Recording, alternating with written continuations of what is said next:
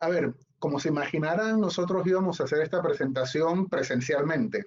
Todo sucedió muy rápido y nos encontramos ahora con esta posibilidad de hacerlo virtualmente.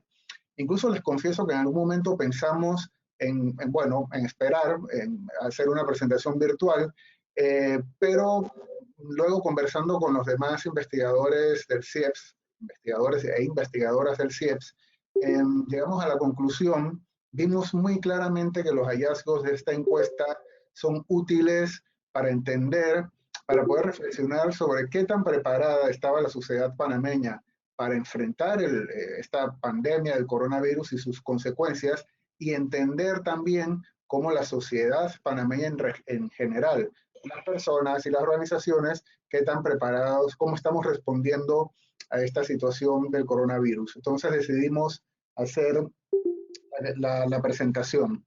Eh, bien, ¿por qué el CIEPS hace estudios de opinión?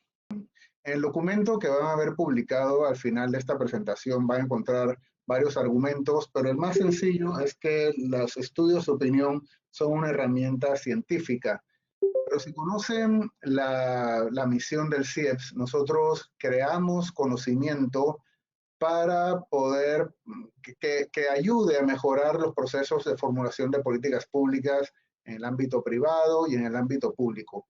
En el CIEPS entendemos esos procesos de formulación de políticas públicas como procesos en los que participan muchos actores, no solamente los actores institucionales, eh, el gobierno, la Asamblea Nacional, el presidente de la República, los ministerios, sino que también participan otros actores importantes que no necesariamente son institucionales, los medios de comunicación, las organizaciones, los sindicatos, los gremios empresariales, las iglesias y además la ciudadanía en general.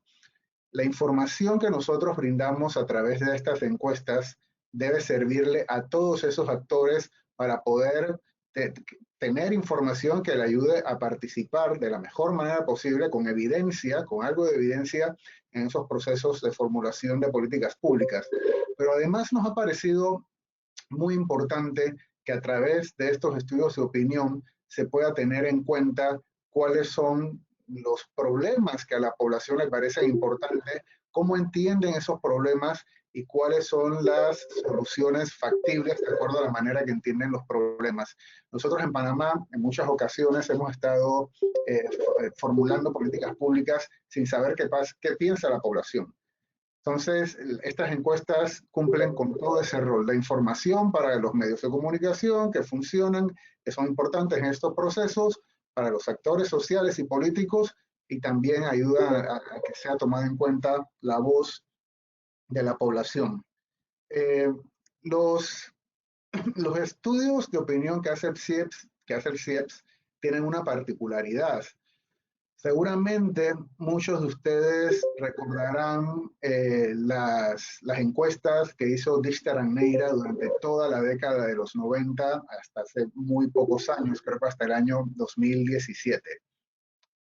También muchos de ustedes conocerán las encuestas que hace el Barómetro de las Américas cada 2 años o el Latinobarómetro cada año regionalmente.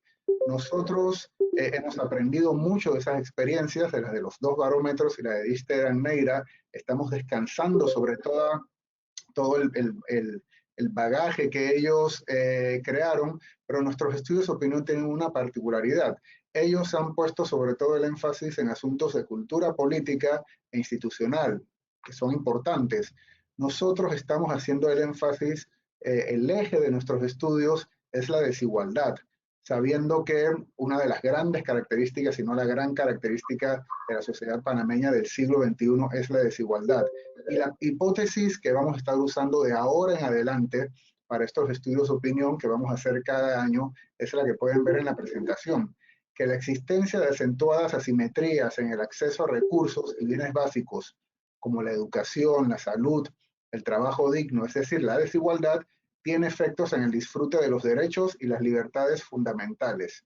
En otras palabras, tiene una importante influencia en el ejercicio de la ciudadanía. vamos a estar explorando a través de estas encuestas y otros estudios la relación que hay entre desigualdad y democracia, desigualdad y ciudadanía. Y hay, ya lo verán en el documento que publicaremos en nuestras redes sociales al acabar esta presentación, hay una serie de argumentos, una serie de datos que nos dicen que realmente la desigualdad es un problema importante en Panamá. Aquí pueden ver la ficha técnica rápidamente, en el documento también la van a poder ver. Esta encuesta se hizo en octubre del año pasado y no hay ningún problema con presentar, no es una encuesta coyuntural. Esta encuesta sigue dándonos información y nos va a dar información mucho tiempo sobre la sociedad panameña.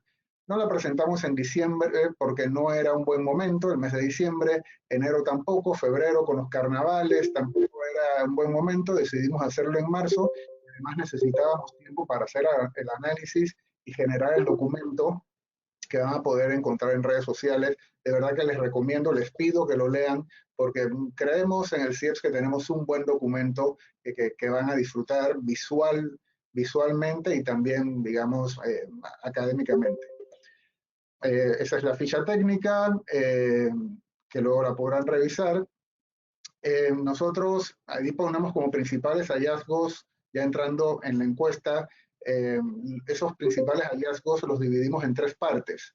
El documento tiene tres secciones que son las que ven allí: desconfianza, discriminación y meritocracia, son los valores de una sociedad desigual como la panameña. Esa primera sección la escribieron las investigadoras Nelva Araúz, Raiza Uribarri y Claire Nevash. La segunda sección del documento está dedicada a los asuntos institucionales y políticos. Se llama Un malestar general ante la debilidad de lo público. Ese lo escribimos Sergio García, que también es investigador del CIEPS, y quienes habla Harry Brown. Y la tercera parte, provisión pública y privada de los servicios básicos, dos modelos de país, la escribieron los investigadores del CIEPS, John Subinas y Javier Estanciola. Es una aproximación a los asuntos económicos, pero entendidos de una manera más amplia, más integral, que es a través de la provisión pública y privada de los servicios básicos. Veamos, ¿cuáles son los hallazgos, los datos que nos ha arrojado esta encuesta? Comenzamos con la primera sección, desconfianza, discriminación y meritocracia. En el documento tenemos una buena cantidad de datos. Lo que intentamos fue generar una narración que le diera algún sentido. Y nos pareció que posiblemente el dato básico para poder entender a la sociedad panameña hoy es la primera gráfica que ven, en la que hicimos la pregunta: ¿piensa usted que se puede confiar en la gente en Panamá? Y como pueden ver en la gráfica, sobre el 80% de la población panameña dice que no se puede confiar en la gente en Panamá nunca, nunca o pocas veces. Nosotros en este documento, de esta desconfianza que hay en la ciudadanía panameña, ya había dado cuenta el Barómetro de las Américas, que en algunos momentos nos presentó como una de las sociedades más desconfiadas de América Latina, pero nunca había llegado al 80% de desconfianza interpersonal. Por eso nosotros en el documento que van a poder leer hablamos de la hiperdesconfianza panameña. Nos parece que esa hiperdesconfianza panameña nos va a ayudar a entender también cómo nos relacionamos entre nosotros, cómo creamos instituciones y también algunos aspectos de nuestra economía. Así que este dato es importante, de muy alta desconfianza interpersonal en la sociedad panameña. ¿Qué es lo que nos dicen Raiza Uribarri, Claire Nevash y Nelva Araúz? Ellas nos cuentan que esto, y además esto está relacionado, nos ayuda a relacionarlo con lo que está pasando actualmente con el coronavirus. En sociedades muy desiguales, como la panameña, las personas tienen dificultades para comprender los estilos de vida de otras personas, para comprender y para tolerar los estilos de vida de otras personas.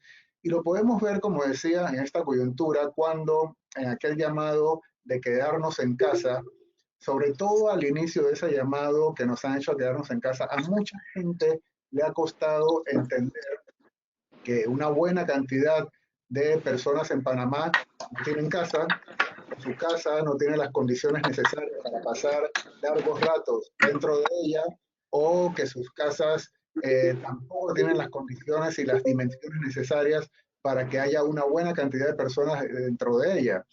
O nos molesta que algunas personas tengan que salir de su casa y que sigan haciéndolo todos los días, y nos ha costado comprender que muchas personas necesitan salir de su casa día a día para poder ganar el sustento que les permite proveerse de algunos recursos.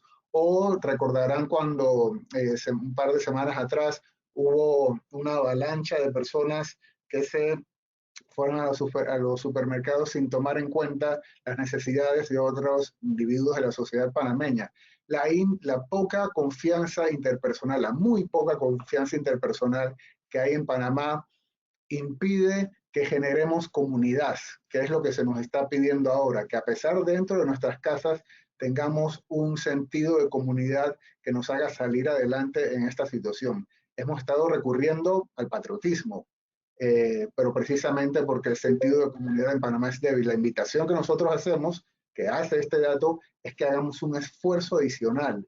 La ciudadanía panameña está obligada adicionalmente a generar, para poder generar comunidad siempre y en esta situación. Pero es que además en la encuesta, como pueden ver, le preguntamos a la población si creen que hay discriminación en Panamá, y pueden ver el dato: 87.6% dijo que hay discriminación en Panamá. Sin ninguna duda, por lo menos según la opinión, la sociedad panameña es una sociedad que discrimina. Y eso también tiene que ver, y Nevash, Urribarri y Araúz citan alguna bibliografía importante en la que también se puede relacionar la alta sensación de discriminación que hay en el país con la poca confianza interpersonal. ¿Cuáles son esas discriminaciones que hay en Panamá? Le preguntamos a la población si alguna vez se han sentido discriminados por razón de diferentes asuntos. Y la discriminación más alta que hay en Panamá es por falta de experiencia profesional. 35.9% de la población que se encuestó eligió falta de experiencia profesional. Y esto es muy interesante, porque normalmente entendemos otro tipo de situaciones como discriminación, pero en este ejemplo, el de la falta de experiencia profesional, lo podemos entender como un problema laboral o un problema económico o un problema de escolaridad. La población panameña lo está viviendo como un problema de discriminación, sobre todo los jóvenes. Seguramente John Subinas, investigador del CIEPS, recuerda tanto como yo, cuando hicimos grupos focales para poder afinar estas preguntas, como los jóvenes con los que hablamos, cuando mencionamos este tema, prácticamente saltaron de la silla. Ellos no viven esto como un problema de formación, sino que se sienten discriminados. Me hace recordar cuando el año pasado, durante los eventos de Chile, hubo muchas explicaciones, y surgió un documento del año 2016 que decía que en Chile uno de los grandes problemas era la discriminación, no, ahora no voy a recordar, decir, la sensación de las distintas discriminaciones, olvido el término ahora, es algo que está sucediendo también en Panamá. Pero miren qué curioso, la segunda discriminación que aparece, por ideas políticas, es la segunda discriminación más importante en Panamá. Mucha gente insiste en que la sociedad panameña no es una sociedad en la que la política es importante, pero también este dato es absolutamente sorprendente, y los investigadores del CIEPS, y ojalá otros investigadores del país, internacionales, profundicen en cuáles son esas discriminaciones por ideas políticas tan importantes que está habiendo en el país. Y pueden ver más discriminaciones por ingresos, por apariencia física, por forma de vestir, por edad. Son las distintas discriminaciones que encontramos en Panamá. La encuesta nos va a permitir también tener una lectura distinta de los problemas del país. Tenemos esa lectura que desde la década de los 90 estamos utilizando, de que los problemas son, aquí lo tenemos también en la encuesta, qué sé yo, la inseguridad, el desempleo, la educación. Eso es importante, pero la encuesta CIEPS nos está revelando nuevos problemas, nuevas maneras de entender nuestros problemas, como la poca confianza interpersonal y la discriminación por falta de experiencia profesional e ideas políticas. También preguntamos a la población cuáles considera que son los factores de éxito fundamentales en la vida. Y pueden ver, y de ahí el argumento que hacen las tres autoras, que nuestra población, importantemente, esto no suma 100, porque les pedimos que eligieran dos opciones a la población, pueden ver que el 75% piensa que es el esfuerzo personal y el 68.6% piensan que es la capacidad y el talento. De allí es que estemos hablando de que la sociedad panameña es una sociedad fuertemente meritocrática, pero también citamos unos documentos ahí de cómo las sociedades desiguales tienden, algunas investigaciones que se han hecho alrededor del mundo, las sociedades desiguales tienden a justificar la desigualdad a través del esfuerzo personal y no toman en cuenta lo que realmente genera esa desigualdad, que es la herencia y los contactos y la influencia. Y nosotros por primera vez hemos preguntado esto y hemos llegado a un hallazgo bastante parecido. Eso es un tema en el que también vamos a seguir trabajando. Esto es muy importante también, bueno, todo es importante, pero en esta coyuntura es uno de los hallazgos más importantes que podemos compartir. Le preguntamos a la población quién se encarga la mayor parte del tiempo de los cuidados de los niños, de las personas enfermas y de los mayores. Y aquí confirmamos una sospecha. No es un dato sorprendente porque ya ha habido otros estudios en el país que han hablado de esto, pero podemos ver que muy mayoritariamente son las mujeres quienes se encargan de los cuidados. Y podemos ver en la gráfica que cuando las mujeres tienen un mayor grado de escolaridad, como ven en las terceras barras, de izquierda hacia derecha, estas mujeres solamente pasan del 81% de mujeres con estudios primarios, pasa al 54% cuando tienen estudios universitarios. Pero con los hombres no pasa igual. Lo que sucede es que cuando una mujer deja de hacer los trabajos de cuidados en la casa, lo asumen otras mujeres. Esta situación es muy importante en este momento también. El gobierno, y lo ha recordado la ministra Marcova Concepción, ha hablado de eso, o sea que el gobierno actualmente lo tiene en cuenta, las consecuencias sociales y políticas y económicas del coronavirus no solamente tienen que ver con el ámbito público, sino que también está habiendo consecuencias muy probablemente en el ámbito privado. Quedarnos en casa implica muy posiblemente una carga aún mayor de trabajo para las mujeres panameñas. Y esto es lo que nos está revelando esta encuesta, pensando en qué tan preparados y cuáles son las dinámicas que se están generando durante esta coyuntura de la pandemia del coronavirus. También tenemos información sobre cómo se informa la ciudadanía panameña. ¿Cómo se informa usted sobre la situación del país? Y vemos que el medio de comunicación mediante el que preferentemente se informa sobre la situación del país, la ciudadanía panameña, es la televisión. Y aquí eso lo hemos visto en estudios anteriores, pero quizás lo más sorprendente es el cambio, cómo la Internet y las redes sociales han rebasado a los periódicos y a la radio. También en estos momentos, pues las conferencias de prensa que se están haciendo, todo está siendo seguido por toda la población, pero la televisión sigue siendo el medio más importante, aunque Internet y las redes sociales está creciendo evidentemente. Bien, ¿cómo esta desconfianza interpersonal, esta alta desconfianza interpersonal o la hiperdesconfianza, como lo hemos llamado en el CIEPS, influye en la construcción de instituciones y en la manera en que nos organizamos? Aquí podemos ver un hallazgo interesante. Vean la primera, la gráfica que está, me imagino que aparece a la izquierda de ustedes, a su mano izquierda, la pregunta: ¿con cuál de las siguientes frases está usted muy de acuerdo para definir el apoyo a la democracia? Vean la barra azul que dice 46.8%, que es donde la población dice que la democracia es la mejor manera de gobierno. Ese es el apoyo a la democracia que hay en Panamá. La gráfica que ven al lado, que tiene más barras, que tiene 8 barras, son los datos del Latinobarómetro desde el 2009 y coinciden bastante con el hallazgo que nosotros tenemos. 46 y 42% en los últimos años y nosotros estamos en 46%. El apoyo a la democracia en Panamá ha caído de manera importante. Y si lo vemos en el Latinobarómetro, que están haciendo esta pregunta desde el año 1998, en algún momento estuvimos sobre el 70% al iniciar, sobre el 70% en el apoyo a la democracia. Ahora estamos en el 46%. Es preocupante. A ver, lo que nosotros queremos, lo que dice el documento que hemos escrito y esta sección que escribimos Sergio García y yo, es que la ciudadanía panameña no es desconfiada gratuitamente o porque sea mala o porque hayamos nacido desconfiados.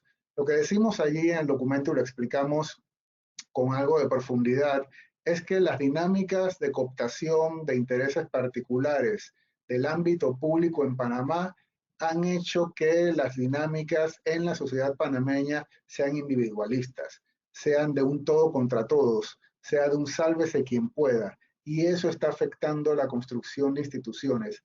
Citamos allí, entre otros autores, a Robert Putnam, que es uno de los, digamos, teóricos más importantes en construcción de cultura cívica. Y Putnam lo que nos dice es que cuando hay poca confianza interpersonal, no se crean organizaciones fuertes, o sea, las personas no se reúnen entre ellas porque no confían los unas de las otras y eso afecta directamente la manera en que estamos construyendo la democracia y vemos que nuestra democracia, bueno, habrá muchas más razones, pero sí tenemos problemas con el régimen político. Pero además también se ve en cómo nos organizamos y esta gráfica da, digamos, da algunas pistas al respecto. ¿De cuál de estas organizaciones es usted miembro? Y podemos ver que la organización más importante que hay en Panamá son las iglesias, 41%. Realmente donde la ciudadanía panameña está organizada es a través de las iglesias. En segundo lugar están los partidos políticos con 21%, y después de allí, excepto las organizaciones deportivas con 15%, ninguna otra organización llega hasta el 15%. Realmente en la teoría de Putnam, las iglesias no son parte de esas organizaciones cívicas. O sea que allí seguimos, sí, está todo el mundo, la gran mayoría allí, pero seguimos teniendo un problema. Son el otro tipo de organizaciones. Y nos ayuda a entender, si entendemos a las iglesias como organizaciones sociales, como actores sociales y muchas veces políticos, ha habido un debate también muy importante sobre si los líderes de estas iglesias deberían hablar en este momento. Pues sí, van a hablar. Ellos le están hablando a su base social y es algo que deberían también hacer los dirigentes de los partidos políticos, viendo que es la segunda organización más importante del país. Creo que ha sido uno o dos presidentes, dirigentes de partidos políticos que han estado hablando a la población directamente sobre lo que está pasando, en este momento. De la misma manera, volviendo a la gráfica anterior de democracia, también ha habido un debate, está habiendo un debate, digamos, sobre si el régimen democrático va a salir fortalecido en esta ocasión, teniendo modelos de país, España, Italia, que son democracias, teniendo muchas dificultades. China, que no tiene un régimen democrático, está, digamos, está instalada la idea de que lo están haciendo mejor, pues en Panamá yo creo que también deberíamos tener este debate sobre no solamente cómo va a terminar la economía, si nuestro régimen, si nuestro modelo económico va a tener la suficiente fortaleza para que el país siga adelante, sino también cuánto le va a hacer daño la pandemia del coronavirus a nuestro régimen político. Le preguntamos a la población qué opinión tienen de las siguientes organizaciones y cuánta influencia piensan que tienen. Y pueden ver que los medios de comunicación son la organización de la que mejor imagen tienen en el país, con 80%. Y luego de los medios de comunicación, los bancos, de los que se ha estado hablando mucho en los últimos días. La población panameña tiene estas dos organizaciones tienen la mejor imagen, le siguen las pymes, o sea que la población espera mucho de ellos, espera mucho de los medios de comunicación y de los bancos. Y habría que preguntarse si ellos están cumpliendo con esas expectativas. La buena noticia es que en el CIEPS, habrán visto muchos de ustedes, estamos haciendo una encuesta online y hemos repetido esta pregunta para saber cómo la pandemia del coronavirus está impactando esa imagen que tienen todas estas organizaciones. Y pueden ver al final que las organizaciones con menor, con la peor imagen en el país son el gobierno, los sindicatos y los partidos políticos. Podría esperarse en esta coyuntura que haya una reconexión de la población con el gobierno que está siendo el máximo protagonista en toda esta situación. Y la situación tan frustrante que hay, si pueden ver con la gráfica naranja y la otra que es un naranja más tenue, se puede ver que aunque tienen mala imagen, los partidos políticos, por ejemplo, se les atribuye bastante más poder de lo que tienen otras organizaciones con mejor imagen. Sigo. También le preguntamos a la población quién gobierna mejor. Si se gobernaría mejor si las decisiones importantes se dejaran en manos de. Aquí les dimos dos opciones, por eso esto no suma 100.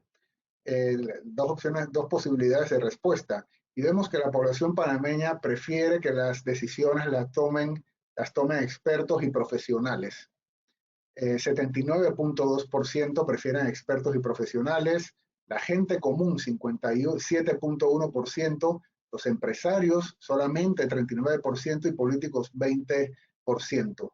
Es una especie de tecnocracia lo que prefiere la sociedad panameña y podemos ver que algo de eso hay en este momento cuando en las conferencias de prensa diarias las intervenciones de los técnicos son las mejor valoradas, se puede ver a través de las redes sociales, o se está valorando enormemente y justamente el trabajo de las científicas y de los científicos del Instituto Gorgas, de Indicasat, porque son expertos y son profesionales.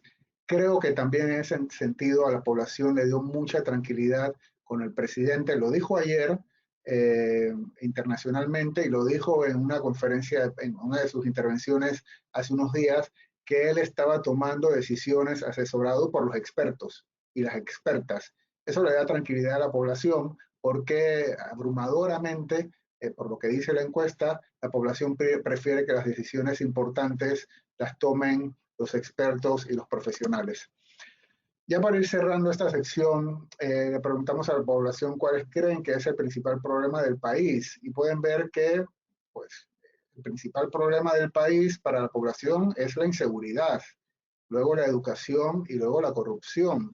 Nosotros tenemos la sospecha que esas prioridades, o por lo menos es una hipótesis, y vamos a estar trabajando en ello, pensamos que esas prioridades pueden cambiar, no ahora, sino incluso cuando vayamos superando esta situación, también van a poder cambiar. Pero lo importante de poner esta gráfica en este momento, y es la reflexión que hacemos en el documento que van a encontrar en redes sociales, es que hay un malestar. Nosotros pudimos detectar a través de la encuesta un malestar en la sociedad panameña, porque, por ejemplo, los índices de victimización, que también lo preguntamos en la encuesta, son muy inferiores a la sensación de inseguridad que hay. Se habló de la percepción hace algunos años y prácticamente se enterró a un ministro que habló de percepción, pero ese problema está allí. No es que no hay inseguridad, sí la hay mucha más de la que debería haber, pero no hay una relación entre la percepción de inseguridad y lo que realmente está pasando. Igual con la corrupción, y no quiero disminuir los enormes casos de corrupción que ha habido en el país, pero la experiencia que tiene la población con la corrupción tiene mucha distancia con la sensibilidad que hay sobre ella.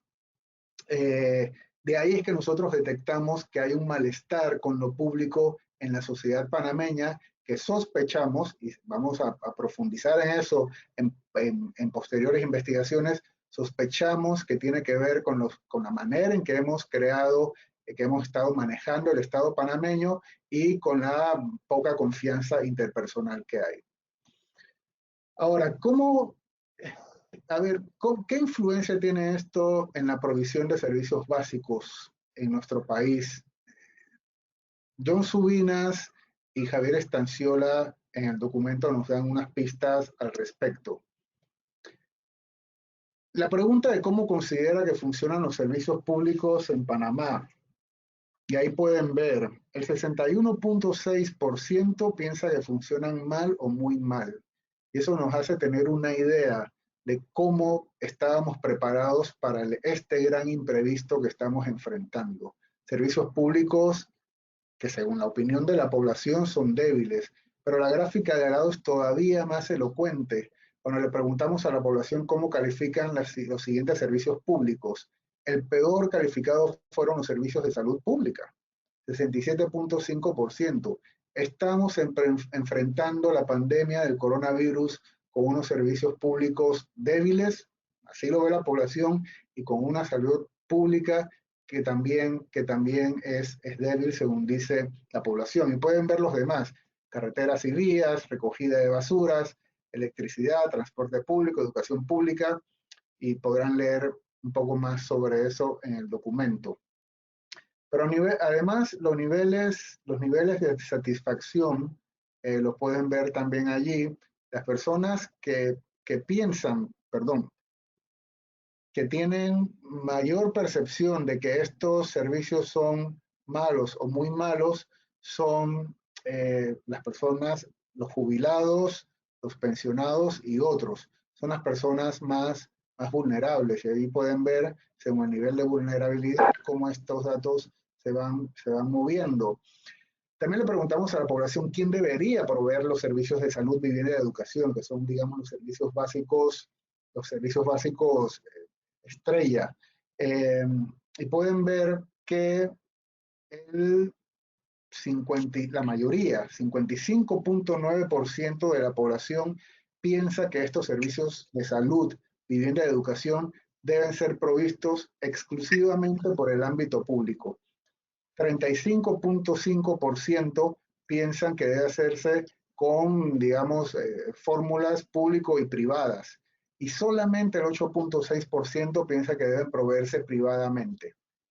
Pero es que, además, perdón, las personas que solamente tienen estudios primarios, que son las más vulnerables, el 69.1% son los que mayoritariamente piensan que estos servicios tienen que ofrecerse públicamente. Y quienes tienen estudios,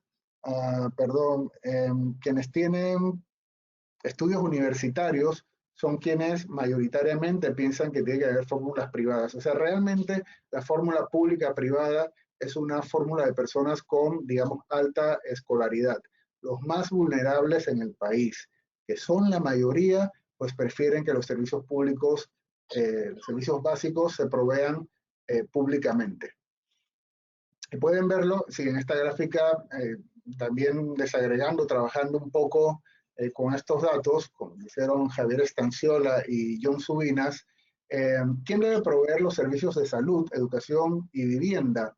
Lo podemos ver a través de unos conglomerados que ellos armaron, que precisamente son las personas más vulnerables, quienes tienen estudios primarios, los jubilados y pensionados, las mujeres, son quienes tienen mayor preferencia por los servicios públicos. Los más vulnerables queda muy claro.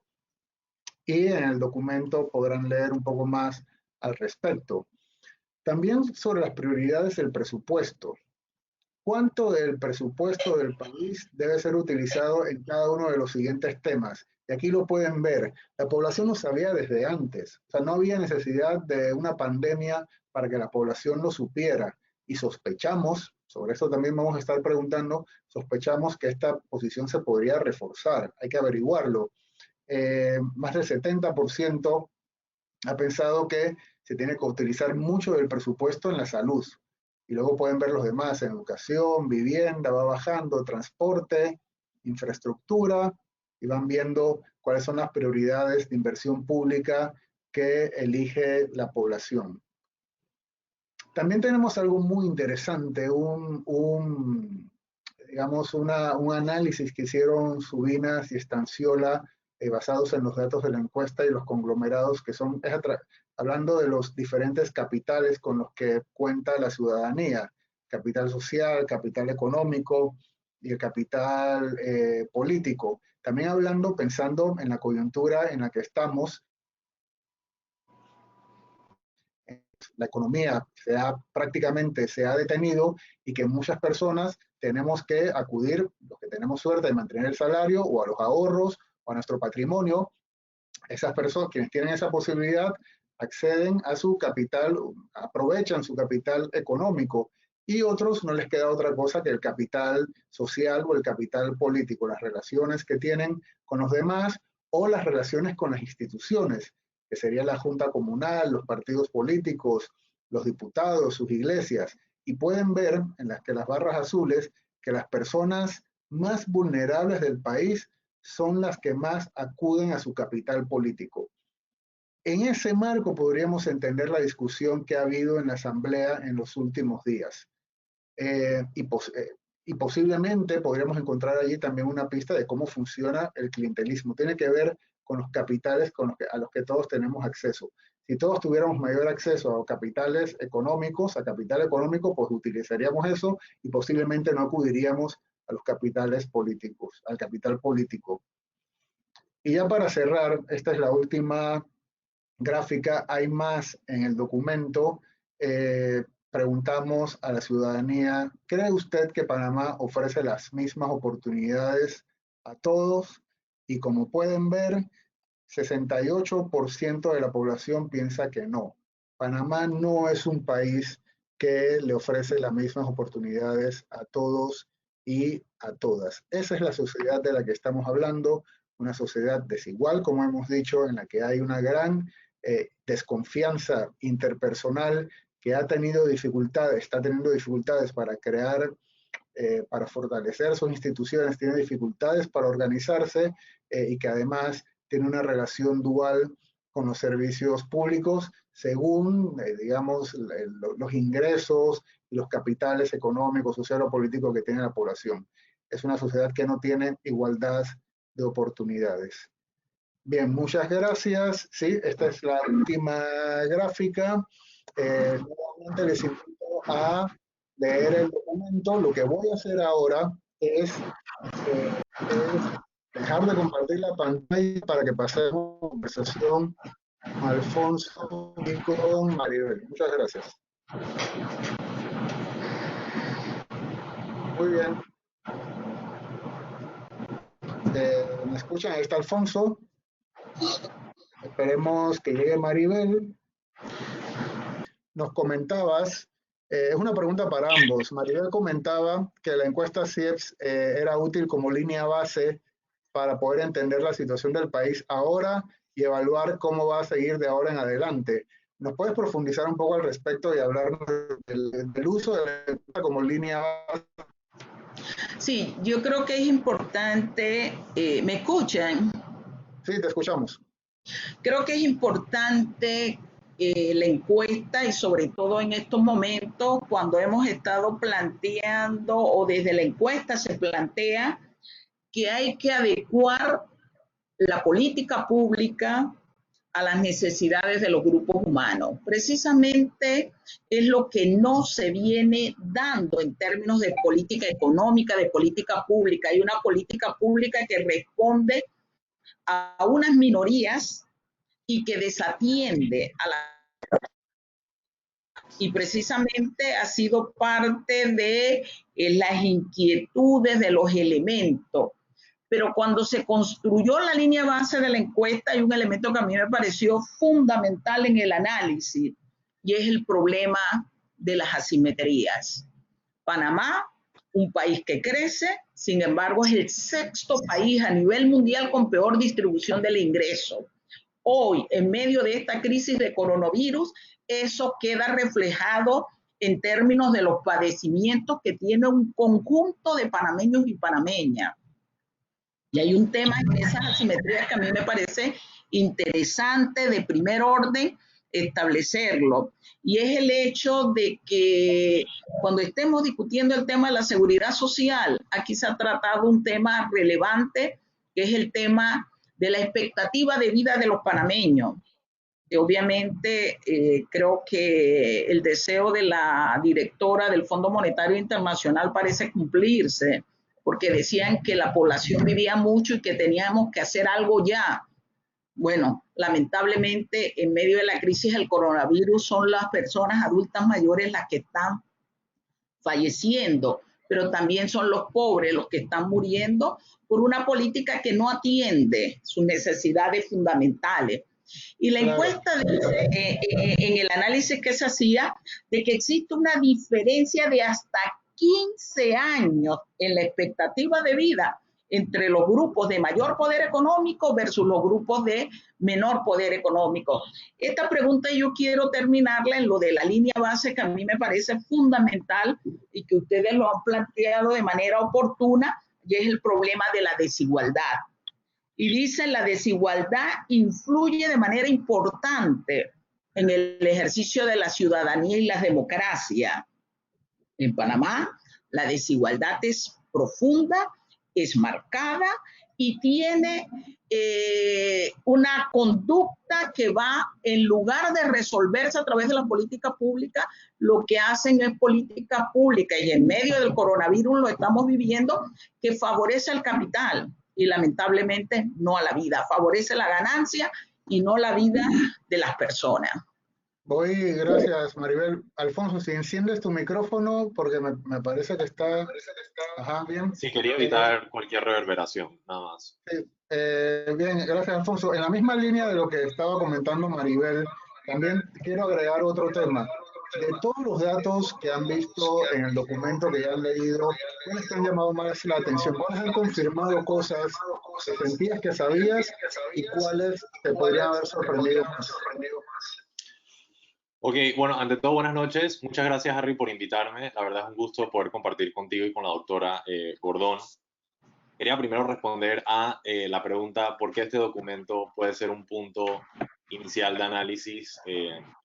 Y la verdad quisiera empezar aplaudiéndolos y felicitándolos porque la verdad es un excelente documento, lo leí súper fascinado, me siento honrado, la verdad que puedo leerlo antes que mucha otra gente.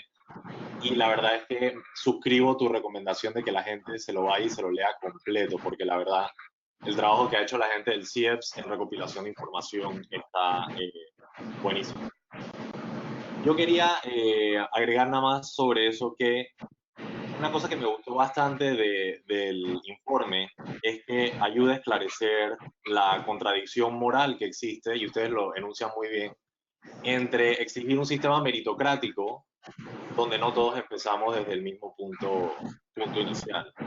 Y yo me siento identificado dentro de ese grupo de gente en la encuesta que considera que el sistema educativo es el gestor de ese esfuerzo de equidad, por así decirlo. Y una cosa que yo deduzco en parte de la encuesta es el hecho de que un punto en común, y esto lo ofrezco del inicio, es que irrelevante donde nos encontremos en el espectro político, transparentizar la acción del Estado es súper importante precisamente para entender cómo se están dando las inversiones que supuestamente deberían corregir estos problemas de inequidad que tenemos.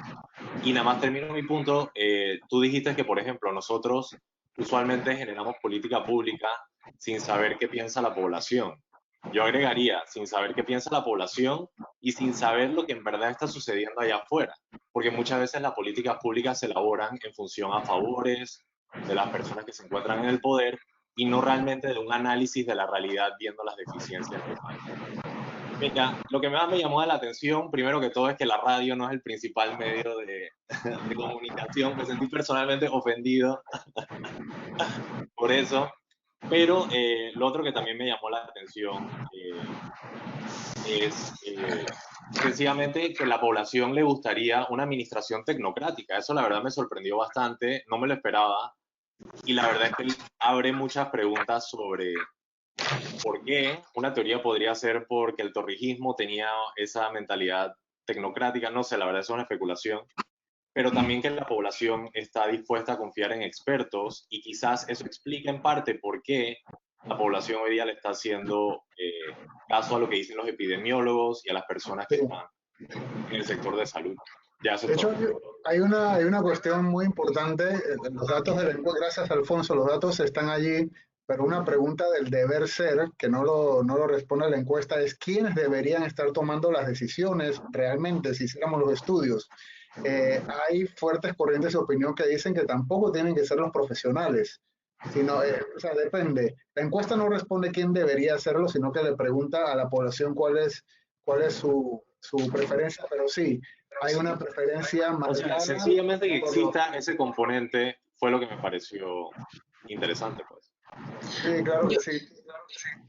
Sobre eso yo creo que la opinión de esta meritocracia que a mí me parece a veces que tenemos que entrecomillar obedece a un modelo de política económica que tiene un alto componente ideológico, un alto componente en la lógica de quiénes deben ser los convocados. Y en muchos temas de la sociedad se nos ha inculcado una información, una matriz informativa que dice a quienes hay que consultar son a los expertos. Y precisamente y como responsable, estudiosa de la política económica de este país, la política económica viene siendo trazada por una línea de supuestos expertos para marginar, para obstaculizar la toma de decisiones. Los economistas decimos algo que es muy claro. Cuando hablamos de política económica, ¿qué es la política económica? Decimos toma de decisiones. Y 4 categorías entran en esta discusión. ¿Quién decide?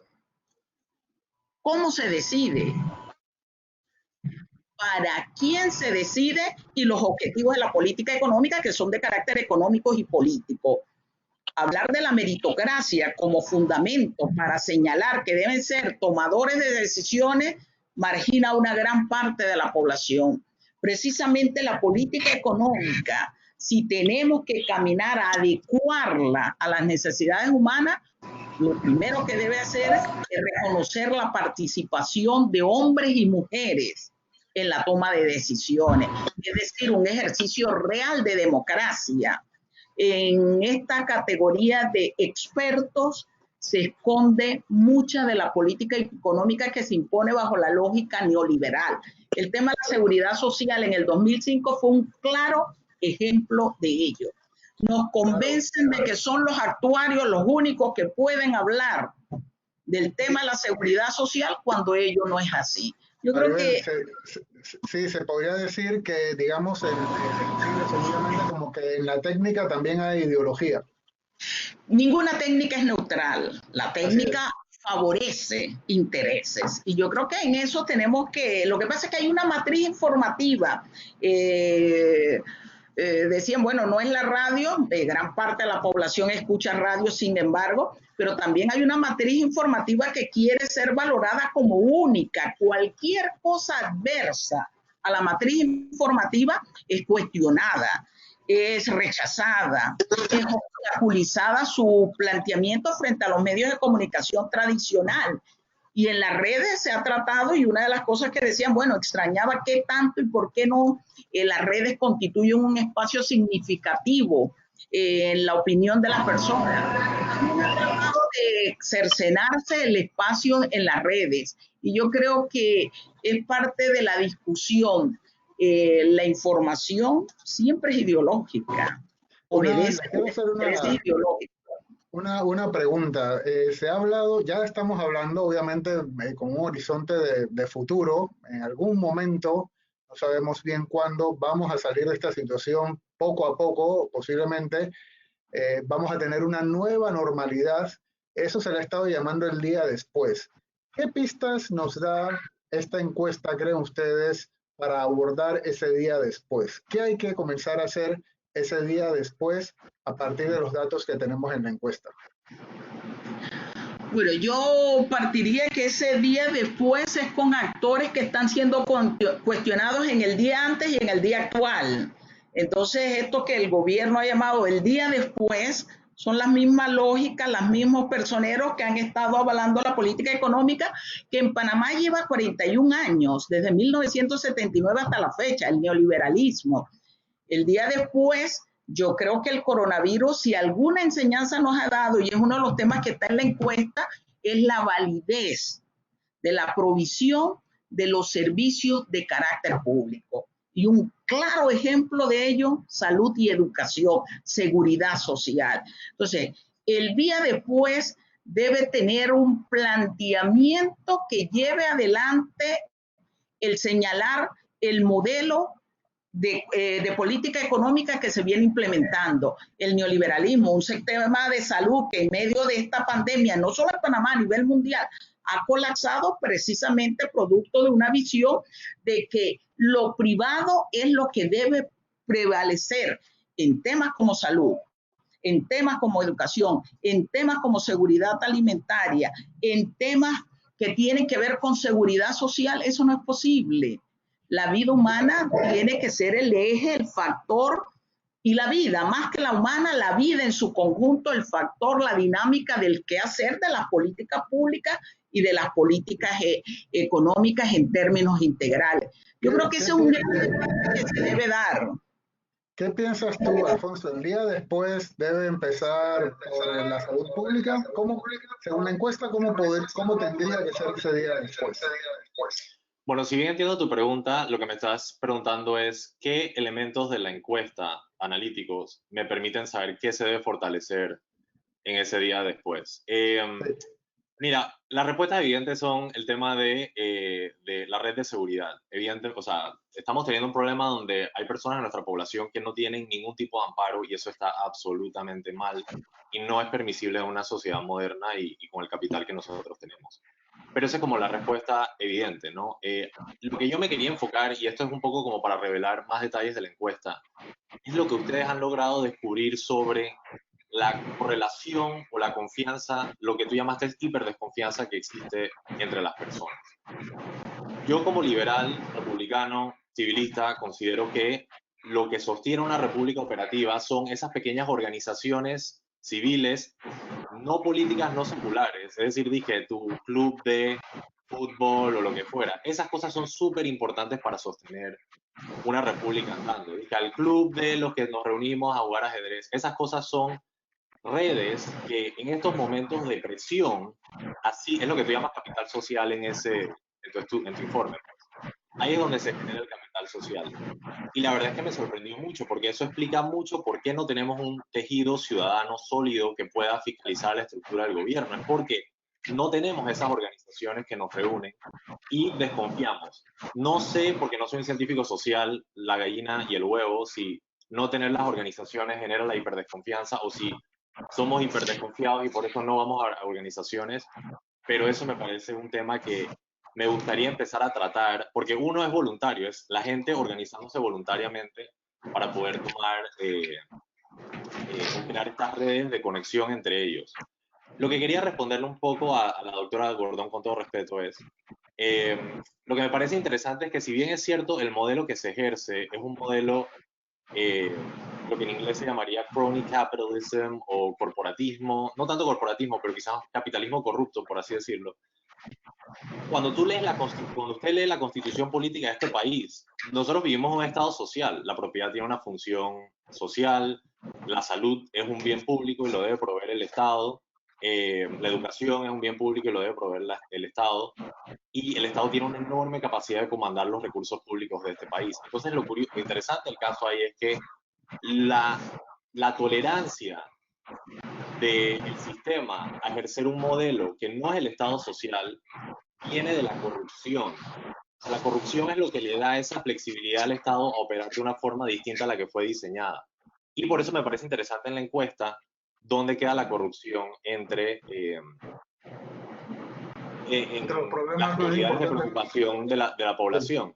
Y por eso ahí me parece que la corrupción, o sea, ¿por qué si se está invirtiendo todos estos recursos no tenemos ese fundamento sólido de equidad? Se podría argumentar que es porque no estamos invirtiendo suficiente, ¿ok? Tenemos que subir los impuestos, cobrar más, invertir más. Pero yo también argumentaría que mucha de la plata que supuestamente se destina a la corrección de la inequidad ni siquiera llega. Y ahí hay un esfuerzo en común que pueden tener los sindicatos, las organizaciones civiles, las organizaciones sociales, etcétera, porque mientras podamos asegurar la transparencia, la eficacia y eficiencia del Estado, de hecho, lo que tendríamos de acuerdo a la Constitución sería un Estado social mucho más responsable con su población vulnerable. Gracias, Alfonso. Voy a agregar otra pregunta, aunque Maribel se puede referir a lo que has dicho también, pero quería introducir otro asunto que más o menos has tocado. O sea, la principal herramienta que tenemos los investigadores e investigadoras es la pregunta, es hacernos preguntas. La lectura que ustedes han hecho sobre el documento analítico que estamos publicando en redes sociales, ¿qué nuevas preguntas les ha hecho que surjan para todos ustedes? ¿Puedes repetir la pregunta? Precisamente la pregunta es si la lectura del documento analítico ha hecho que les surjan nuevas dudas y nuevas preguntas de cosas que a ustedes les gustaría que sean indagadas en otras encuestas. Sí, fíjate, yo creo que sí. Yo soy una persona que me gusta mucho trabajar en esto de causas y efectos. Y un tema que yo creo que hay que seguir planteando, y lo señaló hace un momento Alfonso, el tema de la organización, y decía debe ser voluntaria. En el documento se plantea las dudas, la desconfianza que se tienen frente a algunos sectores sociales. Sin embargo, yo creo que hay que profundizar en ese tema. Por ejemplo, ahí se señala una relativa desconfianza a algunas organizaciones como los sindicatos. Y dice la organización tiene que ser voluntaria, cosa que yo coincido, pero yo creo que en este país la gente desconoce, las personas desconocen que gran parte de la población trabajadora no puede organizarse sindicalmente porque precisamente las leyes le prohíben en sus sectores la organización sindical, lo cual es una violación a los derechos humanos. Hay una política de lo que ha sido satanizar la asociatividad que hace referencia el documento, la encuesta, que no queda clara, yo creo, también en la población. Un claro ejemplo, todo lo que sucedió con la juventud y fundamentalmente con las organizaciones estudiantiles en este país después de la década del 90. Yo creo que si estamos hablando efectivamente de adecuar las políticas públicas en función de las necesidades de los grupos humanos, esos son temas que deben estar en la palestra. Hay un desconocimiento, hay una información mediática y hay satanización de este tipo de organizaciones. Lo segundo que yo creo que también tiene que estar claro, en medio de todo este conjunto de elementos que han estado vertiendo los encuestados, yo me he referido al modelo. Alfonso, habló del sistema. Yo hablé del modelo neoliberal. Toda una discusión sería también el sistema, la claridad o no que puedan tener las personas en términos de eso. Porque el modelo que tiene que ver con la definición de las políticas públicas, es decir, quién decide y cómo se decide y para quién se decide, tiene que estar clara en la población. Y hay un tema que aquí se ha tratado y que creo que no ha salido todavía, el tema, y está vinculado al tema de la información, el tema del Canal de Panamá. Un tema que está en la encuesta, en donde decía la encuesta, y yo creo que es entendible, que 2 de cada 3 panameños piensan que los beneficios del canal no les ha llegado a todos. Y que hoy, en medio de esta crisis del coronavirus, la gente se pregunta, y esos más de $1.000 millones que recibe anualmente el canal de Panamá, el Estado panameño, ¿a dónde van a parar? El control oligopólico cerrado que se tiene sobre la información al respecto.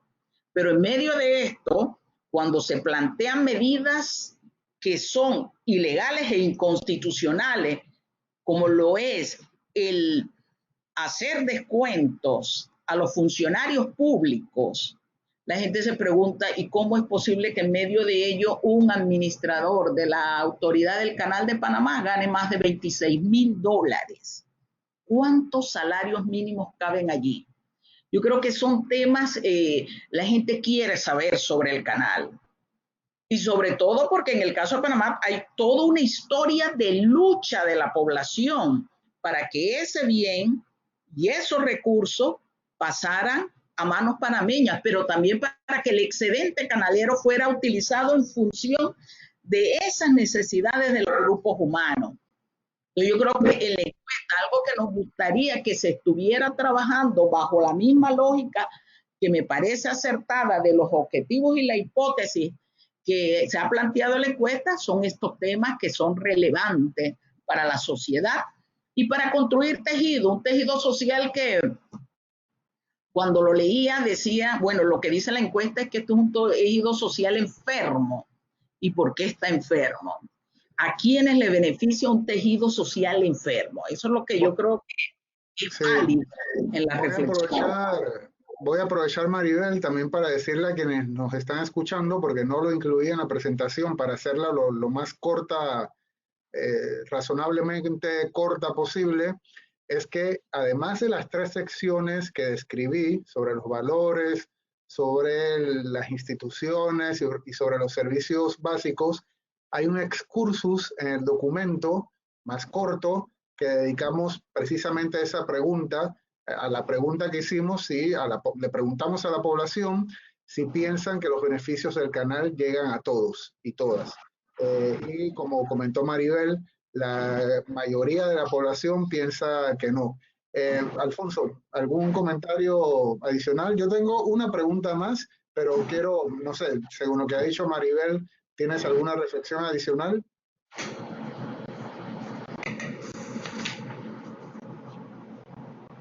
No se te escucha, Alfonso. Tienes que poner el micrófono. Listo.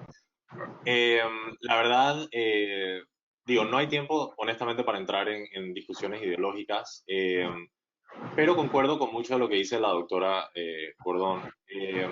Tu pregunta era más sobre qué preguntas nuevas me nacen de esta encuesta. Mira, una cosa que yo me gustaría ver es, o sea, depende de tu nivel de resolución, pero si tú pudieras dividir gobierno en los 3 poderes, asamblea, ejecutivo y órgano judicial, eso sería bastante interesante. Y si puedes de gobierno central ir a ministerios, eso también sería bastante interesante.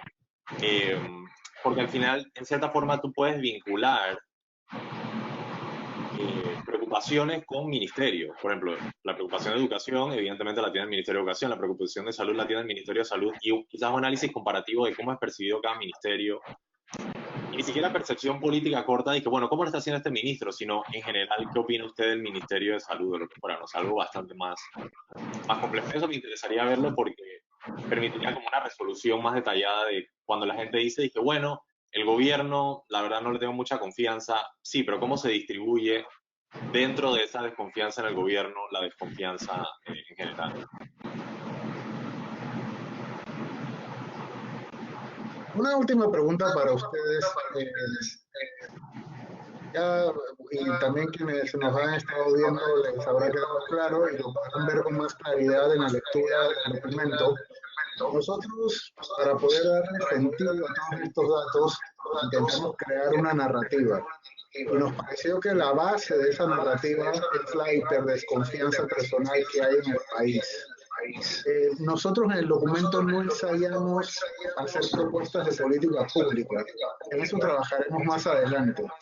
Pero quería preguntarles a ambos, es una pregunta que le dejo también a todas las personas que nos están viendo. ¿Cómo superamos el gran problema de desconfianza que hay en la sociedad panameña? ¿Ustedes qué creen que tendríamos que hacer si estamos de acuerdo en que además de la corrupción, de los problemas con los servicios básicos, de la educación, pudiéramos agregar la desconfianza interpersonal como un problema de la sociedad panameña? ¿Cómo lo abordamos? Yo no quiero ser repetitiva, pero yo tengo un vicio de economista. La teoría liberal, precisamente, Adam Smith decía, el hombre por naturaleza es egoísta. En su obra La filosofía de los sentimientos, la filosofía moral de los sentimientos morales. Y eso es lo que nos inculca el neoliberalismo. Nos han puesto a la individualidad, a la competencia, al establecer que nadie puede avanzar si no es por sus propios méritos, olvidando que somos seres sociales. Entonces, para mí, parte de la lógica de esta desconfianza interpersonal es algo que estamos cosechando por la política de 41 años.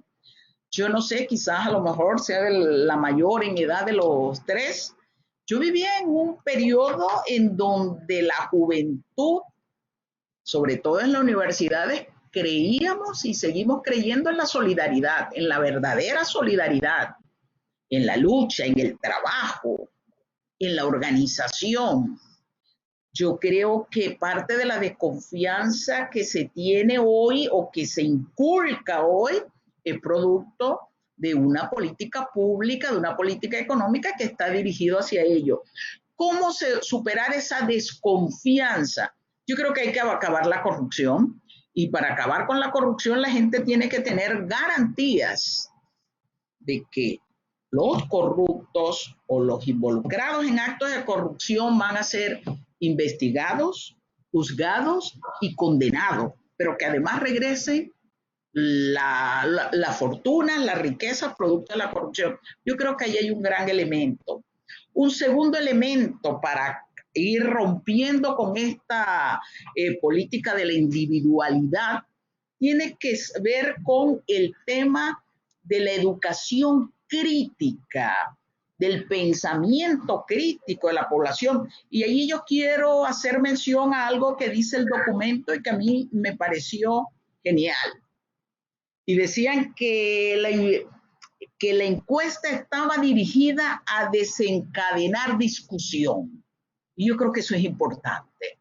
La discusión, esta discusión sincera, esta discusión que no margina, que no discrimina, esta discusión que no de per se pone y cuestiona pensamiento. Entonces yo creo que es parte de la reconstrucción que hay que hacer, aunque a algunos no les gusten y creo que están en toda la razón. No se trata de reconstruir, se trata de que tenemos que construir una sociedad con justicia, una sociedad con equidad, una sociedad verdaderamente democrática que ponga en el centro la vida. Para mí eso va a establecer y es la base de lo que debería establecer un nuevo ordenamiento. Y en ese sentido, nuestra propuesta desde hace mucho tiempo ha sido muy clara. La necesidad de reordenar, de construir una nueva sociedad a partir de una constituyente originaria autoconvocada, donde todo el mundo pueda expresarse.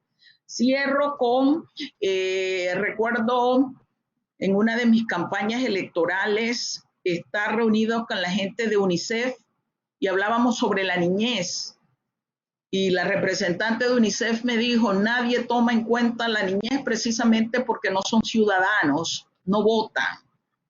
Y yo creo que es una de las cosas que nosotros tenemos que aprender, la necesidad de oír, de escuchar y de tomar en cuenta las opiniones desde la niñez en adelante, del indígena, del campesino, del obrero, del ama de casa, de la juventud, que han sido marginadas en estas políticas públicas. Aquí quien decide es un grupo minúsculo de la población panameña. La desconfianza la rompo con verdaderos procesos democráticos. Tenemos que construir un tejido social que se va a dar en el marco de una discusión, de lo que ustedes han llamado desencadenar discusiones. Yo creo que eso es un gran aporte que tiene el documento. Desencadenemos discusiones. Mi posición, algunos podrán decir, y cierro con eso, Henry, mi posición, algunos podrán decir, es ideológica. La posición de todos es ideológica. Sí, así es. Entonces, resumamos entonces, justicia, equidad y democracia para generar confianza. Ese es el planteamiento de Maribel. ¿Qué piensas tú, Alfonso? El micrófono.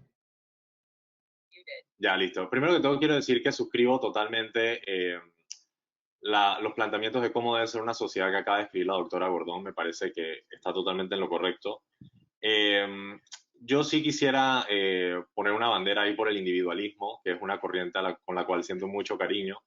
Y hay que recordar que el individualismo nace en un momento donde éramos peones de reyes, pues, o sea, sencillamente como la concepción de un ser libre que no dependía de un monarca era algo bastante difícil. Habían existido experimentos particulares en la historia y el individualismo ha traído enormes beneficios. Ciertamente ahora con todas estas crisis globales nos estamos dando cuenta que la situación fuerza una unificación y los modelos ideológicos van a tener que responder a esta nueva realidad, sin duda.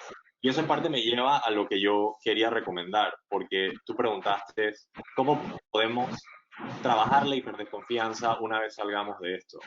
Y yo siento que este ejercicio que nosotros estamos haciendo ahorita mismo es una de las formas en la que se trabaja la hiperdesconfianza. Es bastante importante notar que, por ejemplo, en las razones para la discriminación que tú notaste, la tercera era ideología. Se niega la confianza entre ideologías, evidentemente. Por eso me parece que este esfuerzo es súper positivo, porque estas son las situaciones que van generando algún tipo de confianza entre los distintos elementos de la sociedad. Y por eso me gustó esa palabra de desencadenar, porque si este evento puede desencadenar otros eventos similares que puedan ir tejiendo esa red de relaciones entre las personas, ahí es donde quizás pueda germinar una nueva confianza. Y yo también quería decir, para terminar, que yo también estoy totalmente de acuerdo, y Harry, tú no me vas a dar mentir, que yo siempre he estado de acuerdo con la necesidad de reformar la Constitución, teniendo una asamblea constituyente.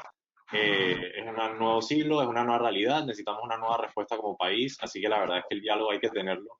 Y en verdad, si este tipo de iniciativas son el inicio de un diálogo sobre eso, que así sea. Yo solo quiero terminar diciendo que el documento está genial, me encantó leerlo. Los artículos son relativamente cortos, pero es denso de información y la verdad, si lo pueden descargar y leer, va a ser una lectura muy interesante para su fin de semana.